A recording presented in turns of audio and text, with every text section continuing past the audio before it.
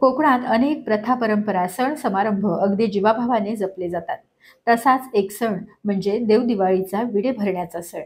कोकणातल्या विशेषतः रत्नागिरीतल्या शेतकऱ्यांमध्ये नरक चतुर्दशीपेक्षा देवदिवाळीला अनन्यसाधारण महत्त्व आहे.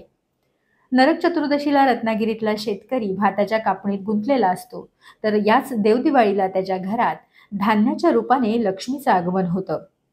त्यामुळे देवदिवाळी हा धर्माचा उत्सव न राहता तो लोकोत्सव होतो.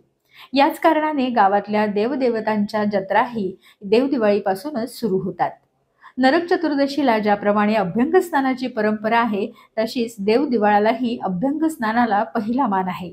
पण हा मान असतो तो गोठ्यातल्या बैलांचा, गायीचा म्हणजेच गुराढोरांचा. आधी त्यांना गरम पाण्याने अंघोळ घालायची, त्यांना तेल लावायचं, गोठा सारवायचा, तांदळाच्या पिठाच्या रांगोळ्या काढायच्या, गोठ्यात दिवे लावायचे, दिव्याने गुरांना ओवाळायचं, मग गुरांना आंबोळ्या खायला घालायच्या.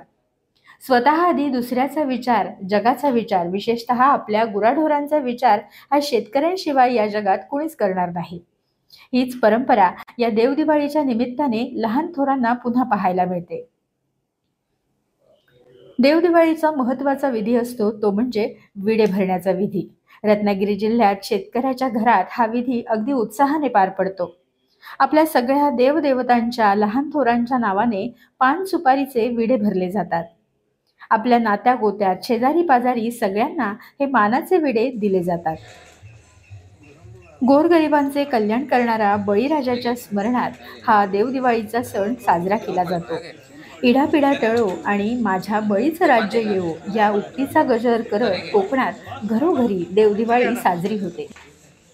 केरळमध्ये बळीराजाच्या स्मृतिप्रीत्यर्थ ओणम सण साजरा केला जातो, तसाच कोकणामध्ये बळीराजाच्या प्रीत्यर्थ देवदिवाळीचा सण साजरा केला जातो. इडापिडा टळो अशी करुणा यावेळी भागली जाते.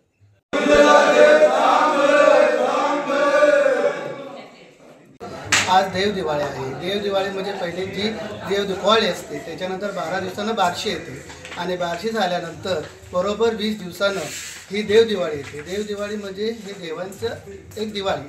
आमचे एक बळीराजा होऊन गेला. बळीराजाच्या वेळेला जी सत्ता होती त्याचं राज्य होतं सुखी, समाधानी, आनंदी आणि मजेचं होतं. तसं आता जवळजवळ दिसत नाही आहे.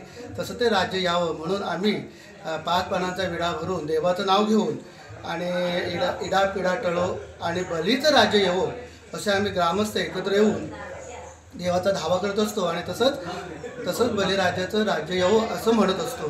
तसंच आता आपलं आता सरकार नवीन पण आलेलं आहे, तरी ते शेतकऱ्यांचे काय हे शेतकऱ्यांचं आहे, तर शेतकऱ्यांसाठी त्यांनी काहीतरी चांगल्या योजना कराव्या अशी आमची सर्व ग्रामस्थांची विनंती आहे. कोकणात आजही घराघरात देवदिवाळीचा सण अगदी मोठ्या उत्साहात साजरा होताना दिसतो.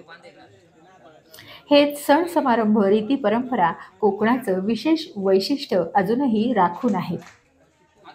तरुण भारत संवादसाठी रत्नागिरीहून मी विभा कदम.